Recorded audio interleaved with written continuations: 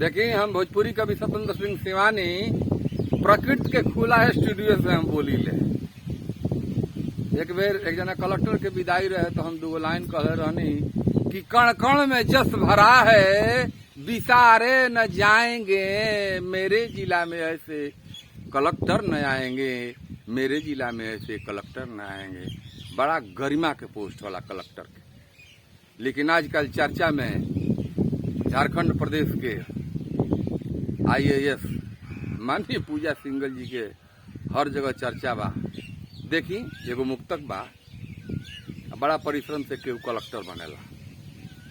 पहुंच के पहला मुक्तक ह कि पहुंच के अपनी पहुंचा से अपन पहुंचे कटा लेली। पहुंच के अपनी पहुंचा से अपन पहुंचे कटा लिहली। पहुंचली तो जहां पहुंचे के पहचाने मिटा दिली। समझली ना मिलल पदवी के की पहचान केतना बा। समझली ना मिलल पदवी के की पहचान केतना बा।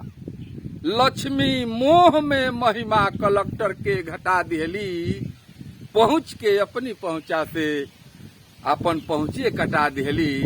पहुंचली तो जहां पहुंचे के अपन महिमे घटा दी। आई कौन कमी रहेला, GIS हो जाला, कलेक्टर कोनो जिला के हो जाला, जिला के मालिक हो जाला, ओकरा कमी कोनो रह जाला। लेकिन पता ना का भइल।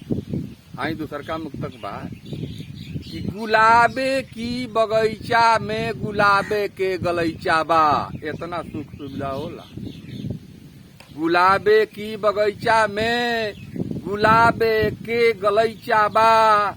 गुलाबी माल किन मकरंद भी खैचा के खैचा बा। इस तरह की सुविधा मिलेला।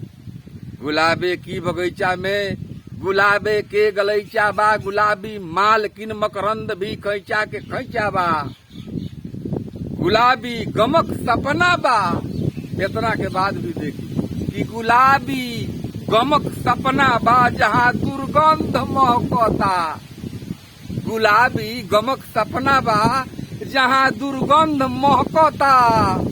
पूजा लक्ष्मी के पूजे में कितना हैचो हैचा बा। गुलाबे की बगीचा में गुलाबे के गलैचा बा। गुलाबी माल किन मकरंद भी खैचा के खैचा बा। गुलाबी माल